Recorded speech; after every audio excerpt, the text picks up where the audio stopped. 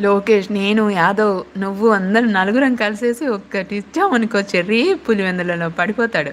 Panky pay, నేను నీతో మాట్లాడాను అంటున్నాడు యాదవ్. హోస్టు మీరేనా అంటున్నాడు చెర్రీ. నేనా? ఆ, భలే చెప్పావులే. నువ్వు చెప్పు బంగారం అంటున్నాడు యాదవ్. నేనా? నువ్వు మంచి కదా చెప్తున్నాను కదా ఇందాక నుంచి. యాదవ్ అనుకున్నావా? యాదవ్ అలాంటి వాడు కాదు, ఎంతున్నా ఫన్గా ఉంటాడు. తనకి అంత టైం లేదు ముందు.